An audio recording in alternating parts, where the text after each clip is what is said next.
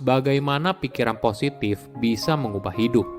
Apakah kamu sering mengeluh atas hidup yang kamu jalani sekarang? Misalnya karir yang gitu-gitu aja, jualan susah banget, dan teman kerja yang nyinyir.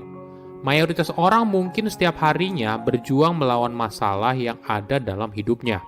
Bagaimana bila kita bisa membebaskan diri kita dari semua hal tersebut melalui hal kecil sederhana, yaitu berpikir positif?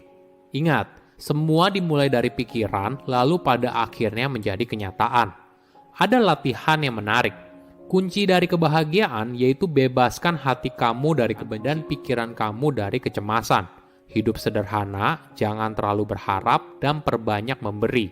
Coba lakukan ini selama seminggu dan kamu akan kaget atas hasilnya. Saya merangkumnya menjadi 3 hal penting dari buku ini. Pertama, pikiran akan membentuk kenyataan. Apakah kamu pernah ditanyain, gimana sekarang? Lagi sibuk apa? Bisnis gimana? Karir oke nggak? Apa jawaban kamu? Mungkin mayoritas orang bilang ya gini-gini aja, biasa aja lah. Atau bahkan malah curhat soal lingkungan kerja yang buruk, jualan yang susah laku, dan sebagainya. Penulis berpendapat ketika kita fokus pada hal yang negatif, maka hal ini bisa jadi kenyataan. Mungkin fenomena ini seringkali dikenal sebagai self-fulfilling prophecy. Hal ini terjadi ketika seorang memprediksi atau mengharapkan sesuatu dan prediksi atau harapan tersebut menjadi kenyataan hanya karena orang itu percaya. Misalnya begini, kamu diterima di tempat kerja yang baru, tapi kamu merasa inferior dan punya persepsi kalau rekan kerja di tempat kerja nggak suka sama kamu, lingkungannya toksik, dan sebagainya. Pikiran negatif ini mungkin saja jadi self-fulfilling prophecy. Ketika kamu punya persepsi negatif, maka hal ini bisa mempengaruhi perilaku kamu sehari-hari. Pada akhirnya, apa yang kamu pikirkan mungkin saja jadi kenyataan. Namun tenang saja, kamu masih punya pilihan kok. Cobalah belajar untuk lebih percaya diri. Kemampuan ini dapat membentuk masa depan kamu ke arah yang lebih baik. Misalnya, penulis kenal dengan seorang pria yang sudah kehilangan segalanya, tapi berhasil bangkit dan terus bergerak maju hanya karena pria tersebut berhenti sejenak dan menuliskan semua hal positif yang masih ada dalam hidupnya.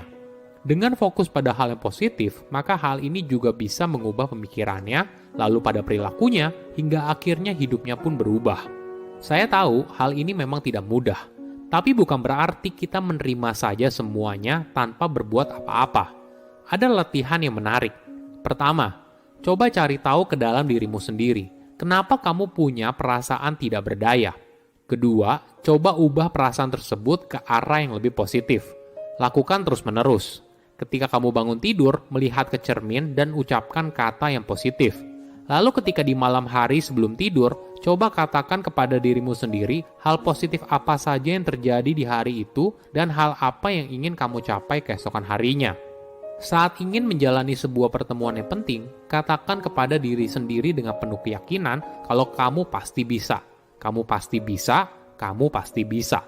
Semua hal ini akan memberikan kamu energi untuk menjalani hari dengan lebih baik.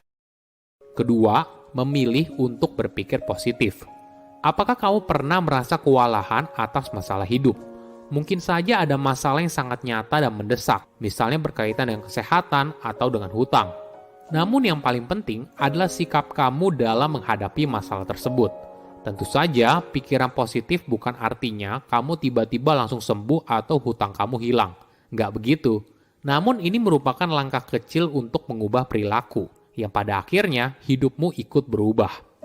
Ketika hidup kamu dipenuhi hal yang positif, maka kamu akan punya energi yang cukup untuk mengatasi masalah yang datang dalam hidupmu. Ada fakta yang menarik.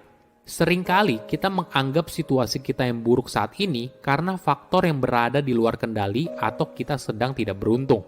Namun faktanya, dunia yang kamu rasakan sekarang itu nggak nyata, tapi merupakan hasil pikiran tentang pengalaman hidupmu sendiri. Contoh sederhananya gini, 2 orang sedang dalam perjalanan di dalam bus.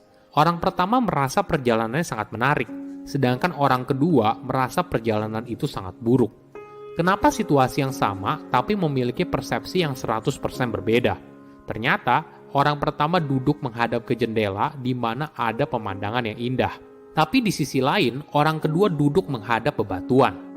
Terkadang hidup kita tergantung bagaimana kita melihatnya. Penulis punya teman yang disebutnya sebagai obstacle man. Setiap kali ada ide baru, orang itu selalu melihatnya dari sisi yang negatif. Sebagai seorang direktur, ketika anggota timnya membawa sebuah ide, pikiran si obstacle man fokus pada hal apa saja yang bisa membuat ide itu jadi gagal. Orang itu selalu bilang, "Tunggu bentar, coba kita semua berpikir rintangan apa aja yang akan muncul." Ketika ada anggota tim baru yang bertanya, kenapa sih dia berpikir seperti itu? Si obstacle man menjawab, kalau kita harus realistis dan melihat rintangan apa saja yang akan muncul dari proyek tersebut. Gimana menurut kamu? Tentu saja, mengidentifikasi resiko apa saja yang muncul memang penting. Tapi di sisi lain, jangan terjebak di sana. Kenapa? Karena tidak ada rintangan yang tidak bisa dilalui ketika kita punya kepercayaan dan keberanian untuk mewujudkannya. Apa yang harus dilakukan? Ketika menemui rintangan, itu jangan ngeluh. Hadapilah dan cari solusi. Ketika kamu berharap hal buruk akan terjadi, maka hal itu akan terjadi. Namun ketika kamu berharap hasil terbaik, maka kamu akan mendapatkan hasil yang terbaik. Ini merupakan langkah awal untuk sukses. Ketiga, cemas atas masa depan. Apakah kamu sering merasa cemas soal masa depan?